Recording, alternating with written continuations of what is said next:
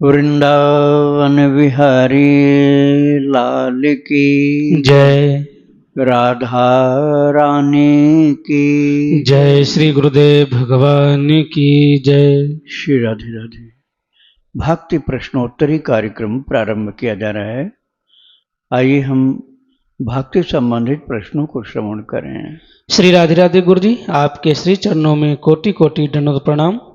पुष्पा जी बीकानेर राजस्थान से प्रश्न इनका, घर में लड्डू गोपाल जी की सेवा के साथ साथ श्री राम दरबार विराजमान है, क्या लड्डू गोपाल को भोग लगाकर सभी सदस्य भोजन कर सकते हैं या लड्डू गोपाल के साथ साथ श्री राम जी को भी भोग लगाना चाहिए?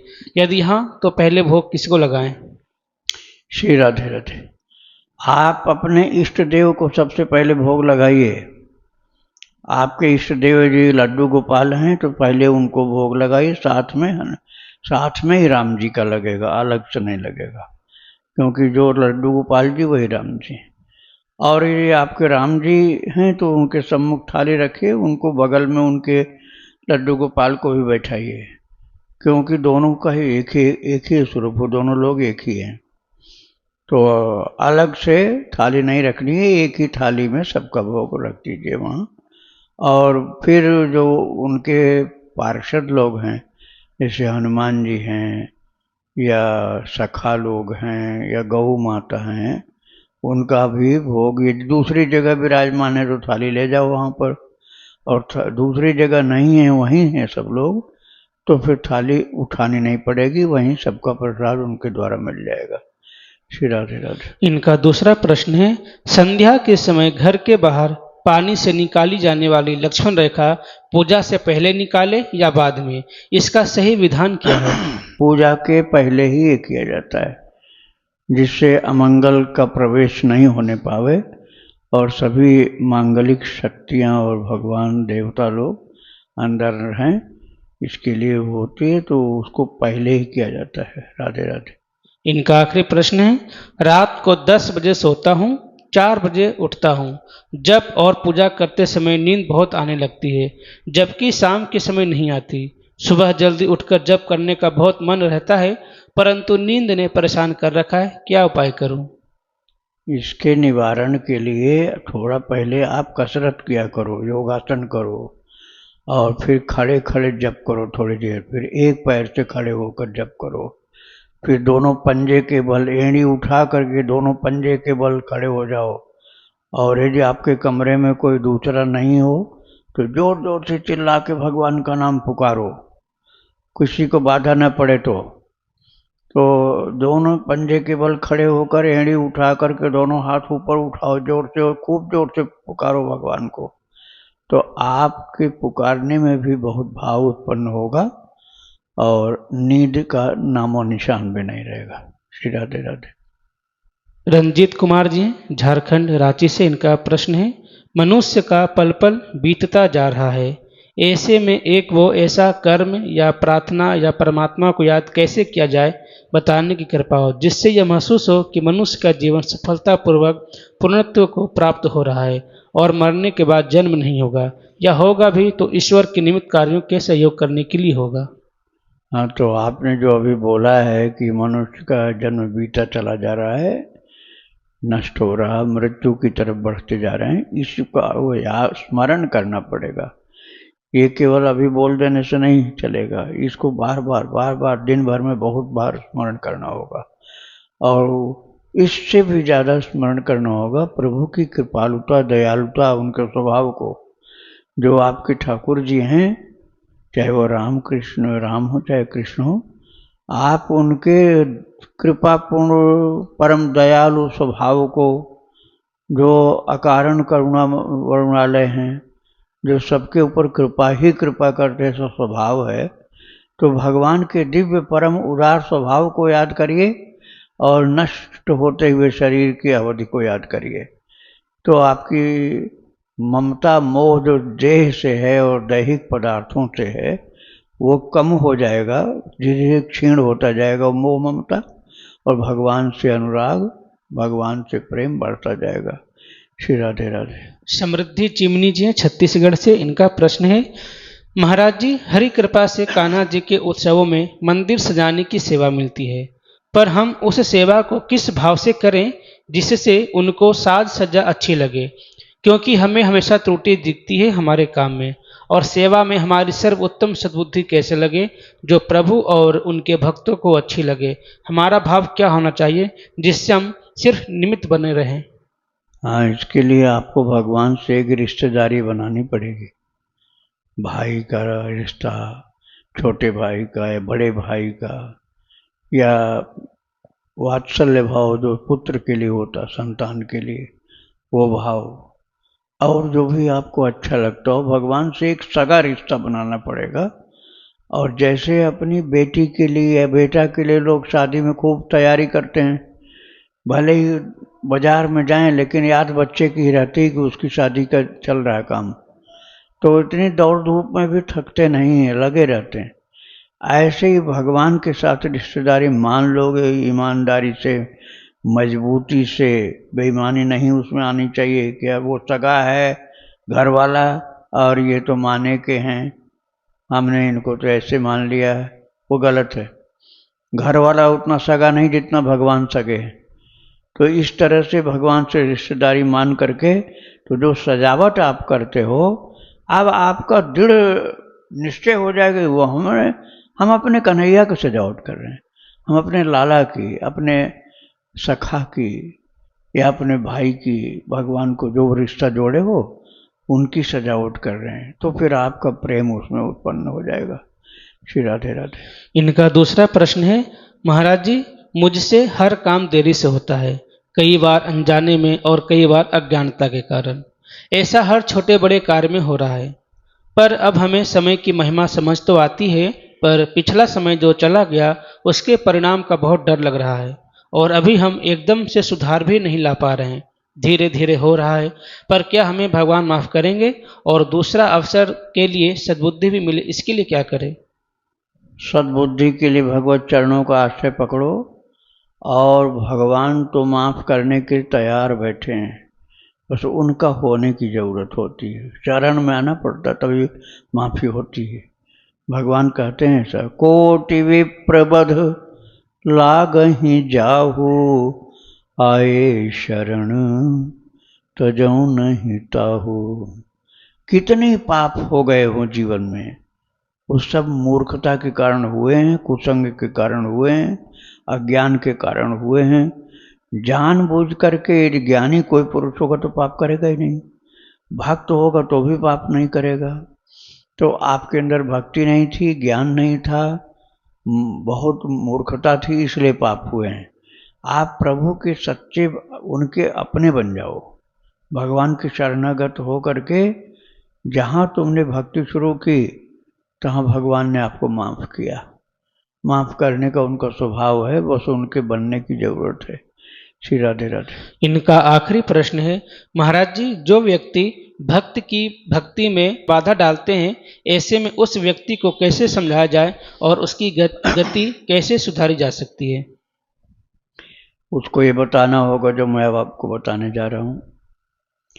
जब भरत जी महाराज जा रहे थे चित्रकूट राम जी को मना करके अयोध्या लाने के लिए, तो इंद्र के मन में आया कि हम ऐसा कुछ करेंगे कि भरत वहाँ पहुँच ही नहीं पाएंगे, भरत वहाँ राम जी के पास पहुँच ही नहीं पाएंगे। तो जब पहुँच ही नहीं पाएंगे तो मनाएंगे कैसे?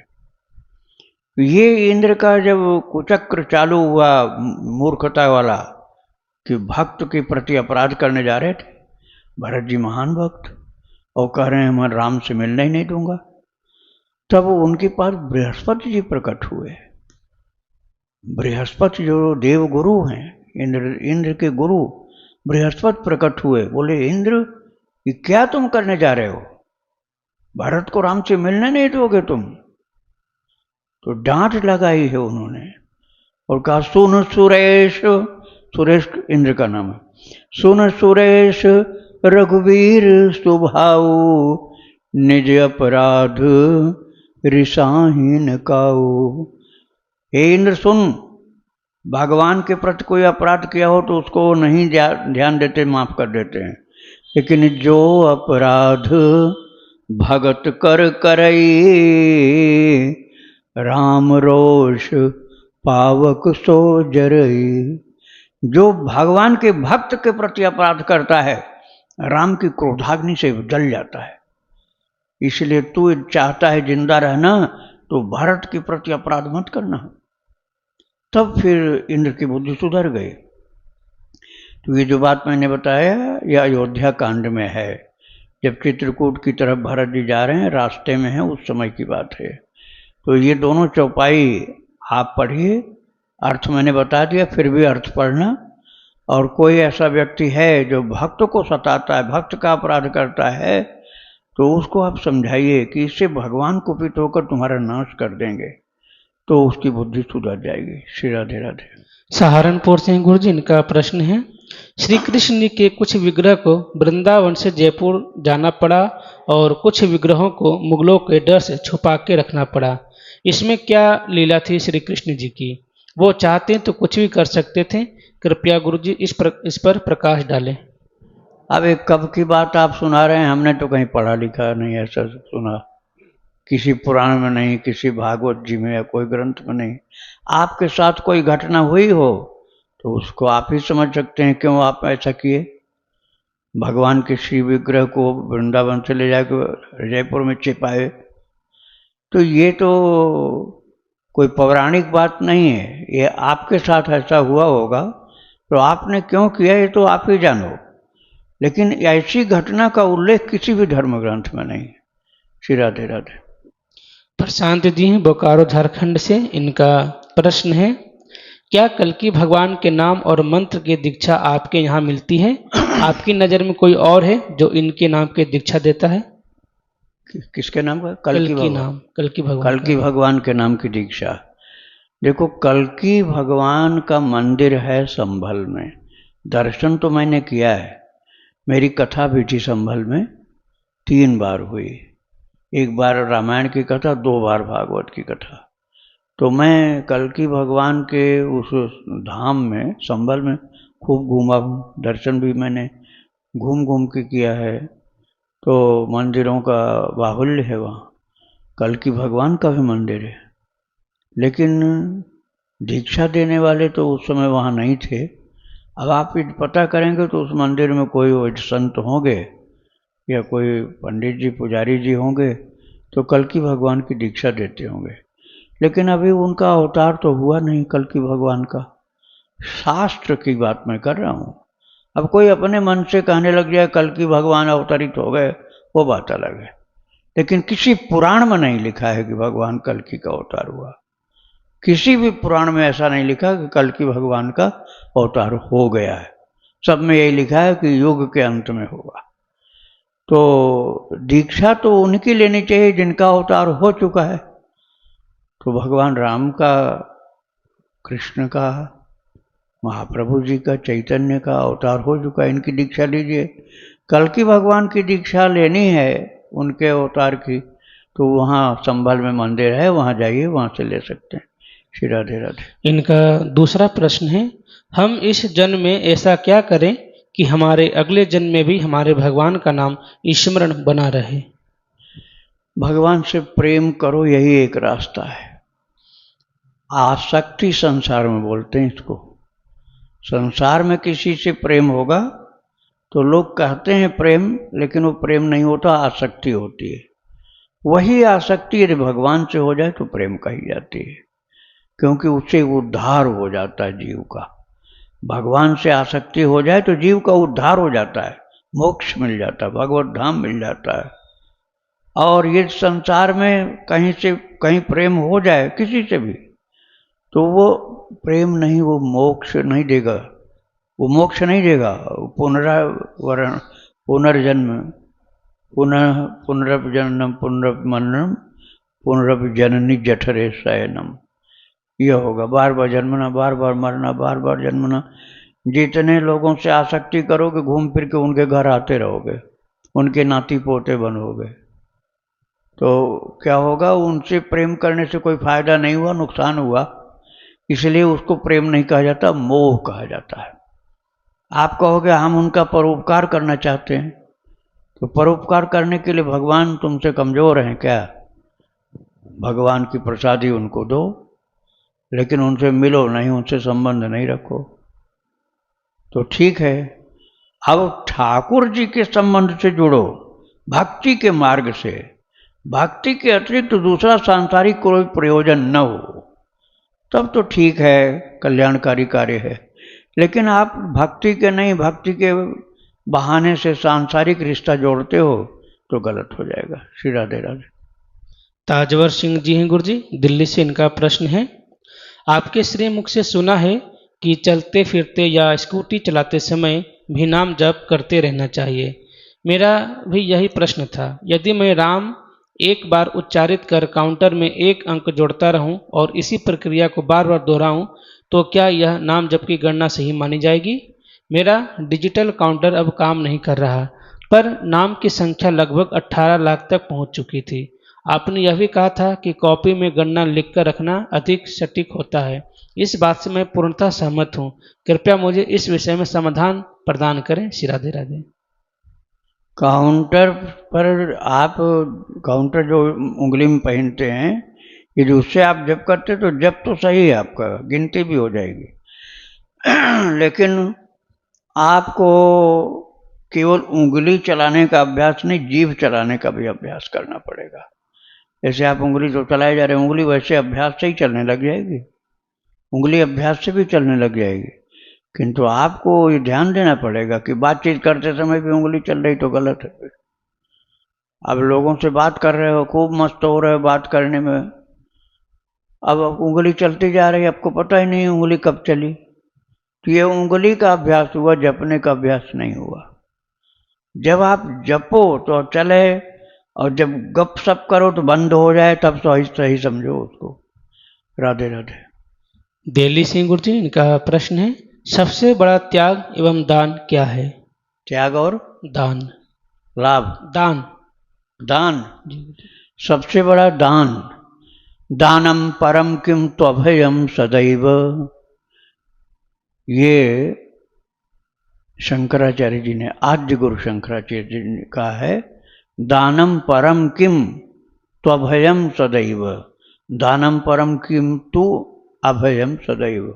सबसे बड़ा दान क्या है? अभय दान। और ये अभय दान भगवान से मिलता है। सबसे बड़ा दान अभय है, शंकराचार्य जी ने बताया। लेकिन शंकराचार्य जी ने ज्ञान दिया है, ऐसा नहीं कि अभय बना दिया सबको। उन्होंने ज्ञान दिया कि अभय सबसे बड़ा दान है, ये ज्ञान प्रदान किया है। लेकिन अभय बनाता कौन है? अभय दान देता कौन है? अभय दान भगवान ही देते हैं।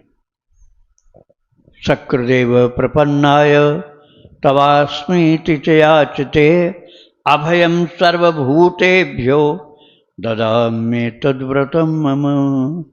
वाल्मीकि रामायण में लिखा हुआ है कि जो एक बार प्रभु के शरणागत हो जाता है, उनका हो जाता है, तो भगवान उसको अभय कर देते हैं, उसको भयहीन, भय मुक्त कर देते हैं। और ये सबसे बड़ा दान है। किंतु ये दान भगवान से ही मिलता है, इसलिए भगवान की भक्ति करनी होगी। सबसे बड़ा त्याग भगवान को ही पकड़ लेना और सब कुछ छोड़ देना, ये सबसे बड़ा त्याग है।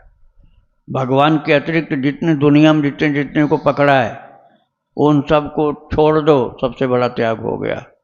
ठाकुर जी को छोड़े बैठे हैं ज़्यादातर लोग, वो त्याग नहीं, वो मूर्खता है। वो भगवान त्यागने की चीज़ नहीं होते, पकड़ने की चीज़ होते हैं। और पकड़े हैं दुनिया को, उसको छोड़ देना त्याग की चीज़ होती। राधे राधे। इनका दूसरा प्रश्न है, ब्रह्मांड की रचना जब हुई तब हम मनुष्य एवं समस्त चराचर जगत की सृजन के क्रम में सर्वप्रथम किसको कौन सी योनि किस प्रकार से प्राप्त हुई होगी? यदि किसी को मनुष्य की योनि प्रथम चरण में ही मिल गई होगी तो वो किन कर्मों के प्रारब्ध के फल हेतु मिली हो सकती है? और यदि किसी को नरकीय जीव या जंतु की योनि ईश्वर ने प्रदान की है तो फिर वो उसके किस प्रारब्ध के भोग के हिसाब से मिली है? क्योंकि हर प्राणी की योनि तो पृथक पृथक ही ईश्वर ने दिया होता होगा, तो फिर उनके इस रूप का चयन प्रभु ने किन कर्मों के हिसाब से दिया हो सकता होगा? हर जीव का पहला जन्म तो एक साथ ही धरा पर हुआ होगा। नहीं, ये तो कल्पना आपकी है, ये सत्य थोड़े ही है। सत्य क्या है?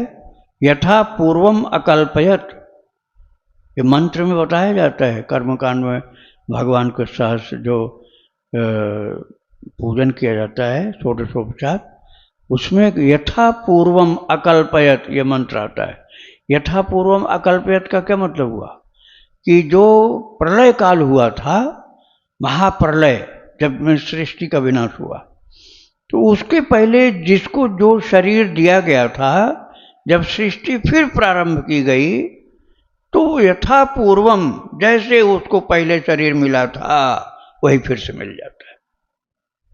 ऐसे समझ लो कि जैसे कोई विभाग खत्म हो जाए, कोई विभाग खत्म हो जाए, गवर्नमेंट का डिपार्टमेंट ही समाप्त हो गया, अब कुछ समय के बाद फिर से डिपार्टमेंट को चालू किया गया, तो क्या किया जाएगा? जो पिछले सर्विस वाले सर्वेंट लोग थे उनको फिर से बुला लिया जाएगा, भैया नई भर्ती तो नहीं कर रहे हैं, क्योंकि पुराने वाले सब अभी जिंदा होंगे, तो उन्हीं को फिर से बुलाया जाएगा। नए तो तब लिए जाएंगे ना जब वो सब मर गए हों, तभी तो नए लिए जाएंगे, नहीं तो उनके रहते हुए दूसरे को भर्ती करना तो बेईमानी हो जाएगी। ऐसे ही प्रलय के बाद जब सृष्टि की प्रारंभ होता है तो जो जो पिछले जन्म में, अर्थात जब सृष्टि थी, तो उनको जिनके पास जो शरीर था वही का वही फिर से उनको दिया जाता है। भगवान मनमानी नहीं करते हैं। तुम जिस कर्म को करते हुए उस शरीर को पाए थे, उसी शरीर को फिर से तुम्हें दे दिया जाएगा कि तुम जहाँ थे वहीं से फिर से चालू कर दो अपना कार्य। श्री राधे राधे। इनका अगला प्रश्न है, वृक्ष तो केवल एक पॉजिटिव एटमॉस्फेयर के धरोहर होते हैं, तो फिर किसी वृक्ष के जीवन की समाप्ति के उपरांत उसके अगले जीवन का प्रारंभ ईश्वर कैसे तय करते होंगे, एवं क्या वृक्ष अपने समस्त जीवन काल में ईश्वर से प्रार्थना हम मनुष्यों की भांति करता होगा अपने अगले जीवन के लिए? सभी में बराबर चेतना नहीं होती है। जिसकी चेतना जितनी पवित्र है उसको पवित्र जन्म उतना मिलता है। जैसे कांटा से भरे हुए जो वृक्ष हैं, जो हिंसा करते रहते हैं, कुछ मांसभक्षी पेड़ भी होते हैं, वो मांस को खा जाते हैं, जीव जंतुओं को लपेट कर खा जाते हैं, तो वो मरने के बाद अर्थात सूखने के बाद बहुत घोर हिंसक मनुष्य बन के पैदा होते हैं।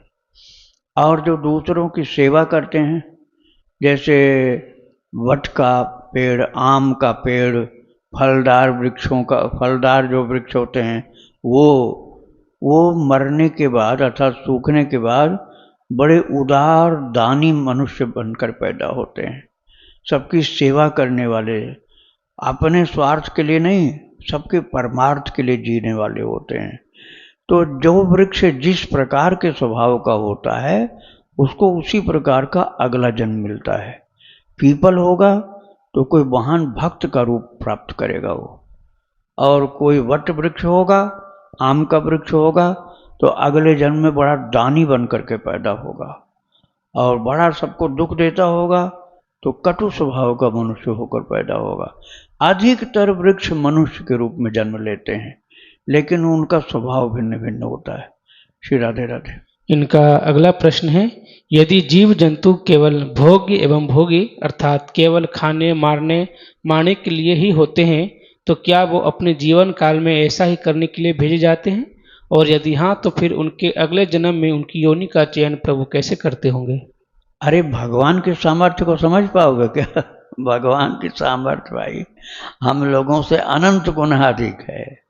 हमारी बुद्धि बहुत छोटी है, क्षमता बहुत छोटी है, ज्ञान बहुत छोटा है, हम इसी हिसाब से भगवान को नापने लग जाते हैं। अरे अनंत प्रकार की शक्ति संपन्न मशीनें बन जाएं जैसे कंप्यूटर आदि, वो नहीं समझ पाएंगे भगवान की शक्ति को। अब बताओ जितने जल जंतु हैं, छोटे छोटे कीड़े मकोड़े, तमाम मछली, घड़ियाल और मगर और बड़ी बड़ी भारी भारी मछलियां, व्हेल आदि सब भरी पड़ी नदियों में, समुद्रों में, तालाबों में, आकाश में उड़ने वाले कितने जीव जंतु भरे पड़े हैं, नाली में रहने वाले कीड़े मकोड़े, पशुओं, जंगल में पशु भरे पड़े हैं, और कितने प्रकार के सांप हैं कोई गिनती नहीं है। 84 लाख प्रकार के जीव मनुष्य के अतिरिक्त हैं। अब इन्हें एक एक के जीव कितने भरे होंगे, कोई गिनती नहीं। ये तो इतनी इनकी प्रकार बताई, स्पीशीज बताई गई है। अब इन सब की संख्या कोई बता नहीं सकता। एक एक की संख्या अरबों खरबों से भी बहुत ज़्यादा होगी। और उन सब का जन्म कहाँ होना है, कितने दिन के बाद मर जाना है, और कितने समय के बाद उनको नया जन्म कहाँ मिल जाना है। कर पाओगे कैलकुलेशन इन सब का? और भगवान के पास सबका हिसाब है। तो भगवान किसको कहाँ जन्म देंगे, इस में बुद्धि लगाने से कोई फायदा नहीं है, क्योंकि इतना बड़ा गणित किसी मनुष्य के पास नहीं हो सकता है। ये भगवान के पास ही हिसाब है, वही जानते हैं किसके लिए कौन सा जन्म कल्याणकारी होगा, वहाँ जन्म देंगे। श्री राधे राधे। इनका अगला प्रश्न गुरु जी, गुरु भाई बहन अक्सर देखने में आते हैं कि आपस में तर्क को तर्क कर लेते हैं, जवाब दें तो मन दुखी भी हो जाता है, ऐसे में क्या करें? जवाब दें तो उनको दुख होता है। देखो भाई, जो परोपकार की चीज हो, ज्ञान की हो, भक्ति की हो, जिससे किसी को फायदा हो, उसी चीज का जवाब देना चाहिए। और जिन चीजों के जवाब देने से न आपका भला है न उनका भला है, उसका जवाब न देकर हाथ जोड़ के सिर झुका लेना चाहिए कि भाई इतना ज्ञान हमको नहीं है, हाथ जोड़ लो उसको। और जिस बात को बताने में उसका कुछ भला होता हो, उसकी भक्ति बढ़ती हो, उसको शांति मिलती हो, उस चीज को बता करके उसका कल्याण करना चाहिए, भलाई करनी चाहिए। और जिससे और परेशान हो ऐसी चीज कभी नहीं बतानी चाहिए। जैसे कोई पहले से दुखी है, अब उसको ऐसी बीमारी लग गई कि मृत्यु निश्चित है, तो उसको तुम पहले से बता दोगे तो बौखला जाएगा। तो ज्ञानी नहीं होगा, तो ज्ञानी होगा तब तो शांत हो करके भजन में लग जाएगा कि मेरा मृत्यु काल आ गया, अब मुझे किसी से मतलब नहीं। और जो ज्ञानी नहीं है, भक्ति नहीं है, वो तो घबरा जाएगा, वो कहेगा मैं तो सुसाइड कर लूंगा ऐसे होने के पहले ही। तो इसलिए ज्ञान उसी को दो जो उसको डाइजेस्ट कर सकता है, जिससे उसका कुछ भला हो सकता है, उसका कुछ उपकार हो सकता है, तो उसको ज्ञान दो। नहीं तो हाथ जोड़ करके उससे क्षमा मांग करके अलग हो जाओ कि भाई मेरी राय तो यही है कि इन सब के चक्कर में पड़ो मत, जैसे बने वैसे ठाकुर जी के भजन करो। श्री राधे राधे। इनका अगला प्रश्न है, गीता जी में ये कहा गया है कि 4 वर्णन वाली ये सृष्टि मेरे द्वारा रचित है, किंतु मैं इसका कर्ता नहीं हूँ, इसका अभिप्राय क्या है? इसका अभिप्राय ये है कि मैंने अपने स्वार्थ के लिए नहीं बनाई है। जैसे दुनिया में किसी को कुछ कम करने को मिले तो वो सोचते हैं कि कुछ अपने परिवार का भला हो जाए तो बढ़िया रहेगा, तो ये स्वार्थ की बात हो गई। भगवान एक वर्ण में तो जन्म लिए थे, क्षत्रिय वर्ण में, लेकिन उन्होंने क्षत्रियों का पक्ष नहीं लिया। ब्राह्मण वर्ण में जन्म लिए वामन भगवान, तो उन्होंने ब्राह्मणों का पक्ष नहीं लिया। और इसी तरह से जहाँ जहाँ जन्म, जैसे भगवान ने शुक्र अवतार लिया, नृसिंह का अवतार लिया, तो ऐसा कुछ पक्ष नहीं लिया। इसी को कहते हैं कि निस्वार्थ भाव। तो भगवान ने कर्म तो किया, लेकिन उसमें किसी प्रकार का भी ममता, आसक्ति, बंधन, इस प्रकार का कर्म नहीं किया गया, बल्कि सबके भले का कर्म किया गया। इसलिए भगवान ने कहा चातुर्वर्ण्यम, ये 4थे अध्याय में है, चातुर्वर्ण्यम मया श्रेष्ठम गुणकर्म विभागश तस्य कर्तारमपि माम विद्धि कर्तारमव्ययम्। 4थे अध्याय में गीता जी में भगवान ने कहा 4 वर्ण की रचना मेरे द्वारा की गई, लेकिन मुझको अकर्ता समझो, क्योंकि मैंने अपने किसी स्वार्थ से नहीं किया है, मैंने उसको अपना एक कर्तव्य मान के किया। 4 वर्ण को अब लोग नहीं मानते हैं, धार्मिक लोग तो मानते हैं, लेकिन और लोग कहते हैं नहीं, कोई जरूरत नहीं, ब्राह्मण क्षत्रिय वैश्य शूद्र जो कहा गया। किंतु वह 4 वर्ण मिट नहीं सकता, हाँ रूपांतरित हो गया है। जैसे जो शासन करने वाला है उसको क्षत्रिय का पहले कहा जाता, पहले क्षत्रिय कहा जाता था, अब उसको शासक कहा जाता है। जो अर्जन करने वाला उसको बिजनेसमैन अब कहते हो आप, उस समय वैश्य कहा जाता था। ऐसे नाम बदल गए लेकिन उस वर्ण अब भी हैं, उनसे मुक्त नहीं समाज हो सकता है। बस उनका जो विभाजन है वो नाम चेंज हो गया, इसलिए भगवान ने कहा वो मेरे द्वारा ही बनाया गया है। वो सृष्टि की रक्षा के लिए बनाया गया, उसके पालन पोषण के लिए बनाया गया, उसको ज्ञान देने के लिए बनाया गया, उसके सेवा भाव की सुरक्षा के लिए किया गया। तो ये चारों वर्णों का प्रयोजन है और वो भगवान ने इसे किसी स्वार्थ से प्रेरित होकर न करके स्वार्थ के बिना ही सबके भले के लिए किया था। इसलिए भगवान कहते हैं बनाया तो मैंने, लेकिन मुझे अकर्ता समझो, उसमें मेरा कोई स्वार्थ नहीं था। श्री राधे राधे। जी पहला प्रश्न है, संसार का दुख देखकर अपना चिंतन उसी तरफ हो जाता है, भगवान का चिंतन नहीं हो पाता है। लगता ऐसा है कि सब लोग सुखी हो जाए, ऐसा क्यों हो रहा है, तो उसमें बहुत अंदर से दुख उत्पन्न होता है। तो बैठ जाओ, बताते हैं। ये जो धार्मिक होता है, जो भक्त होता है, जो सहृदय व्यक्ति होता है, सात्विक स्वभाव का उसके अंदर होता है। ये नेचुरल है, नैसर्गिक है, स्वाभाविक है, इसमें कोई गलत नहीं है। लेकिन इस कार्य को आप कर नहीं सकते हो, सबका दुख दूर तो कर नहीं सकते हो। इसलिए मन में ये भाव आना खराब नहीं, बढ़िया, किंतु इसके लिए करना ये है कि हमको अपनी भक्ति तीव्र करनी है, जिससे हमारे भाव को, हमारे अंदर की संवेदना को ठाकुर जी महसूस करें, तो शायद और कुछ कृपा करें। तो भगवान से अपनापन और जोड़ो और उनसे प्रेम करो और उनके लाडले बन जाओ, उनके प्यारे दुलारे बन जाओ, तो तुम्हारी पीड़ा को भगवान समझेंगे तो कुछ और ज़्यादा हित करने लग जाएंगे। इसलिए भक्ति बढ़ानी पड़ेगी, केवल ये सोचने से काम नहीं चलेगा। तो सोचना तो स्वाभाविक है, लेकिन उसका फल प्राप्त करने के लिए भक्ति अपनी बढ़ानी पड़ेगी, कि जिससे हमारे ऊपर कृपा करके प्रभु हमारी इस संवेदना को भी ध्यान में रख लें। श्री राधे राधे। दूसरा प्रश्न है महाराज जी कि जैसे जो हमारे शास्त्रों में कहा गया है कि माताओं के लिए जो मासिक धर्म होता है उस समय रसोई में खाना बनाना या ठाकुर सेवा करना मना किया गया है, दूर से प्रणाम करें। तो घर में अगर अकेली माता बहन है तो ये नियम कैसे निभे? भाई ये नियम जो होता है ना, ये तभी तक रहते जब तक भगवान से प्रेम नहीं हुआ।